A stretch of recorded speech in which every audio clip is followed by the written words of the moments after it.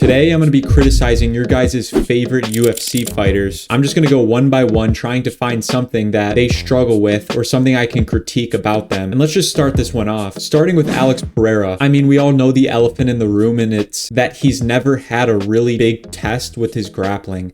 He's never had a pure grappler that's tested his ability to defend takedowns. He's had guys like Jan Blachowicz who, they're not real grapplers, let's be honest. Alex Pereira's never fought a Khamzat Chimaev.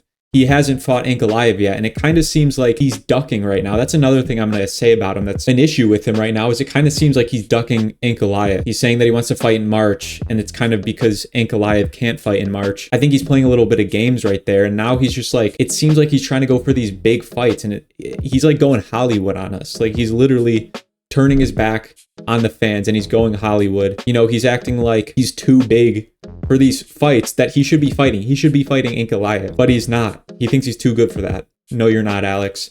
On to the next person, Israel Adesanya. Okay, there's a lot of things I could say here.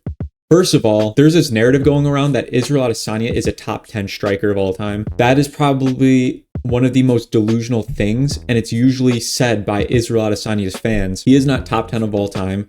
No clearly rational thinking person thinks that Israel Adesanya is a top 10 striker of all time. And another thing I'm going to say that goes with that is his fraudulent boxing. You cannot ignore Israel Adesanya's fraudulent boxing.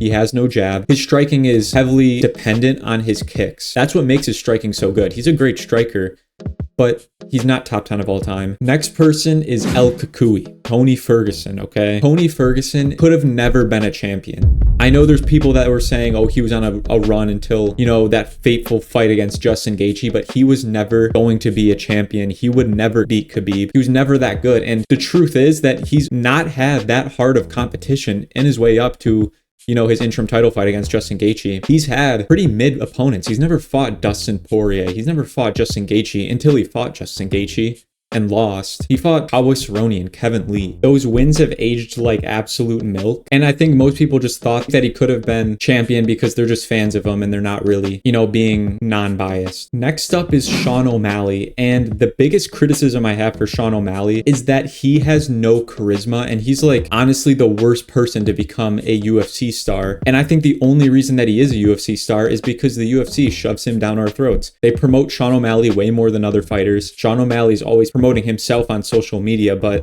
the fact is that you see him everywhere, but he doesn't have tons of fans like a true star would have. He's not like a Charles Oliveira. Charles Oliveira doesn't get pushed nearly as hard, but he has way more fans because he actually has more charisma and a better persona. Like when Sean O'Malley's on stage, nobody pays attention to this guy. He cannot control an audience. He doesn't seem that confident at all when he talks. He like mumbles around and stuff. All right, next up is Sean Strickland. And the biggest issue I have with Sean Strickland, the biggest criticism I have for him, is that he does not back up what he says at his press conferences or what he says in interviews at all. Oh, we're gonna go out there and fuck. We're gonna try to fucking kill each other.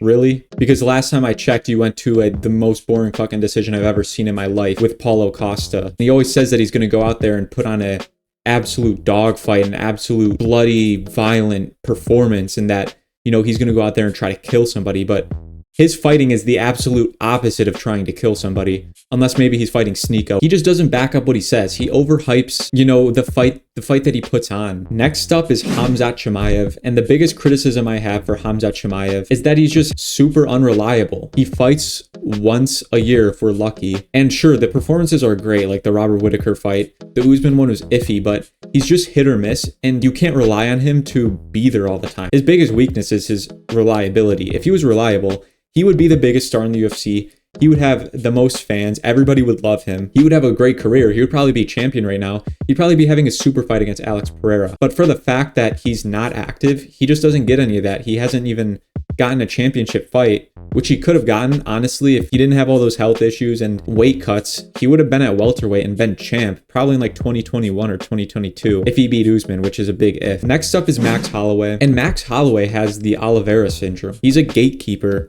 of the division that he's in, which was 45. Now he's moving up to 55 because he can't compete with Ilia Topuria or Volkanovski. Max Holloway was one of the best and is one of the greatest of all time in the featherweight division, but not anymore. The times have gone. You know, there's newer and better fighters out there, and he hasn't kept up with them. And he's kind of just going to be known for the rest of his career, in my opinion, as like a gatekeeper for newer fighters. He's already been that for the past couple of years, and I think he's going to continue that. He might get some big fights now that he's up to 55, but I just don't see him ever getting in a title picture again. Next up, Ilia Topuria. And Ilia Topuria, I know I'm an Ilia Topuria fan, and I'm not trying to sound super biased, but it's hard to find something to criticize about Ilia Topuria. With his fighting, definitely, but he does talk insane, and he talks crazy about every fighter. He's extremely overconfident. He says that he's gonna, finish Islam Makhachev like it's the most obvious thing in the world. And I think he could beat Islam Makhachev. I know I get hate for that. I think he could, but let's be realistic here. The chance that he does is pretty slim, and he's never really been tested in the grappling. And when he has, his debut fight, he was held down for a very large portion of the entire fight. Even Bryce Mitchell took him down. And if Bryce Mitchell and those guys can take you down at 145, then what can Islam Makhachev do to you? But he doesn't seem to give a shit at all, and he thinks that he's just going to smoke Islam Makhachev. So the overconfidence of Ilia Topuria is my biggest criticism. On to Islam Makhachev. He's not as good as Khabib. That's my hot take, but he's not as good as Khabib. If you matched up Islam Makhachev and Khabib Nurmagomedov, Khabib wins. Khabib takes him down. Khabib outgrapples him and shuts him down. I don't know if he would get a finish. People think that he's the greatest of all time right now. And I see what they're saying based off of resume, but I don't like to go solely off of resume because Khabib retired early. What would have happened if he stayed? I think he would have beat everybody for years to come. Just because Islam has more title defenses and fought harder competition doesn't mean Khabib couldn't have beat that harder competition. And the other criticism I have for Islam Makhachev is his striking, in my opinion, is a little bit overrated. People talk about Islam Makhachev like he has this world-class striking, or he's like some specialist, excellent striking. His striking's good, but it is not this like world beater Alex Pereira knocking people out in the first round. And he doesn't have to knock out people, even if you're, giving a performance like Petr Yan. That's exceptional striking. Islam Makhachev doesn't have that. He has good striking. He has good fundamentals. He's very defensively sound. He has knockouts. He's actually like got power, but he's not like this just like unstoppable Anderson Silva in his prime striker. Volkanovski is next. And I mean, Volkanovski is just hard to criticize. He's one of the most likable fighters in the UFC. But what I will say about him is that he's kind of getting in the way of things right now. I kind of just want him to go away right now. He wants that Ilia Topuria fight. He's being stubborn about it. He doesn't want to back down. I don't blame him. Obviously, he wants a title shot, but we don't want to see that. The fans don't want to see that. We want to see Ilia Topuria versus Movsar Evloev, Diego Lopez, Islam Makhachev. We want to see those three fights. We don't want to see Volk, bro. We know he's going to get knocked out. We know everybody is just going to, all the people that are going to criticize Ilia Topuria that are already saying that Volkanovski was chinny, it's just another built-in excuse. It's annoying. We don't want to see Volkanovski in the rematch. We want to see a fresh new matchup. Ilia Topuria doesn't want to even see it either. On to the next person, we got Dustin Poirier. And Dustin Poirier is just kind of a cornball. Like, he just gets easily offended about everything. He has these weird beefs with people like Michael Chandler. Like, I get Michael Chandler is a dirty fighter, but it's like this like super personal beef just based off something that he did in a fight with you. I think he's taking it too seriously. He gets too mad about stuff. He's always complaining. He always is disrespected. Just like shut the hell up for once and just fight. And then this other one I'm going to throw in, I didn't even have this one planned. He kind of just sells in title fights. He's like 50% worse when he's in a title fight. The pressure, I don't know if the pressure gets to him or what, but he just always finds a way to just like horribly mess up. Kind of like Justin Gaethje. Justin Gaethje does that too. Like when he was against Charles Oliveira, he like got grabbed by the glove, which obviously is illegal, but like he like did some weird roll and ended up on the bottom and just like he almost had Charles Oliveira finished. He could have finished the fight. I know that's like every Charles Oliveira fight, but I don't know. Same with like Islam. He has so many chances yet. I know he's fighting good competition, but he just fails in the championship title picture on the big fights. My biggest criticism for Charles Oliveira, he's kind of like Max Holloway. The same criticism goes for both. He's just not championship caliber. He cannot fight Islam Makhachev and win. He has no hope at being a lightweight champion or a welterweight champion. He's almost there. He's better than everyone else, but he's still a little bit worse than the champ. Same with Max Holloway. And he's just not going to be champ again. I know a lot of his fans think that he's going to go on a title run and that he should fight Islam. I don't want to see the Islam fight. I don't really think many people want to see that rematch. because he's just gonna get fucking embarrassed again. Like, he's just gonna get shut down. And it's just time for like fun fights for him, really. Jon Jones. Okay, another one that I can give a lot of criticism for. First up, let's do the newest one. He's ducking Tom Aspinall. He's asking for $30 million. He's asking for $30 million because he knows the UFC won't pay him that, and then he's going to use that as an excuse to not fight on Tom Aspinall. He's been ducking Tom Aspinall. He's trying to write him off. I really think that he doesn't want to fight him. I think he wants, the easiest fights for the best return on his legacy. I think that's why he fought Stipe Miocic. And he's getting easy matchups. It's another thing. Stipe Miocic, to me, meant absolutely nothing. Bro, honestly, like him fighting somebody off the street would mean as much as that Stipe Miocic fight. Stipe, I would bet $1 million. I'd bet everything on Jon Jones to win that fight 100 times out of 100. Stipe is like 42 years old. His last fight, he got brutally knocked out by Ngannou. Even that version of Stipe Miocic, I think Jones would beat. I think Jones would beat every version of Stipe Miocic. He's getting easy matchups when he should have fought Tom Aspinall, and he's holding up the division. And the last thing I'm going to say is that his legacy is kind of overrated. I know people love to go off his legacy. That's why they call him the GOAT. Oh, he has the best legacy. He destroyed everybody. He's the most dominant champion. He's not the most dominant champion. Let's go back on his fights. The Stipe one, I don't even count because it's fucking Stipe.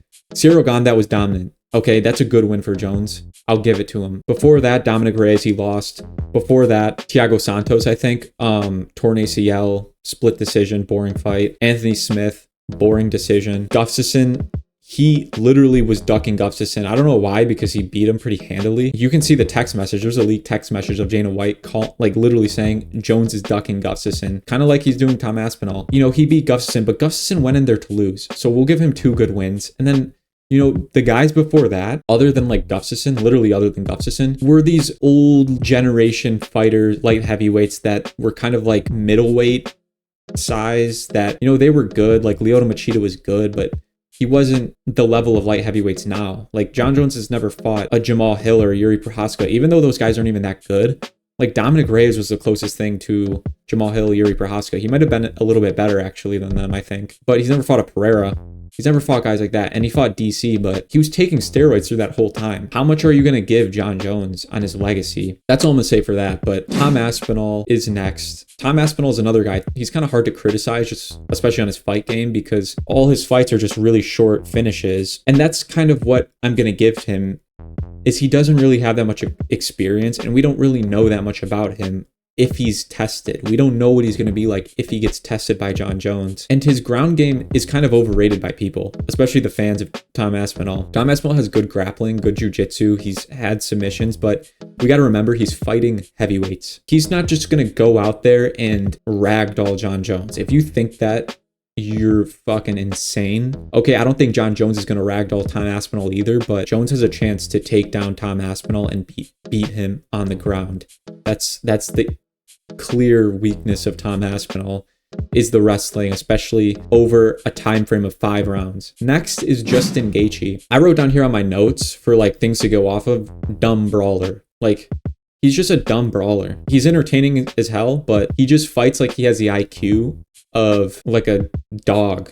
He fights like he has a 60 IQ. He doesn't care about any repercussions. He doesn't care about getting hit, which is good, but it's also not good for his career and being a skilled fighter. And he kind of finds a way to sell too. That Khabib fight made me lose all respect for Justin Gaethje's championship caliber level. That fight was embarrassing.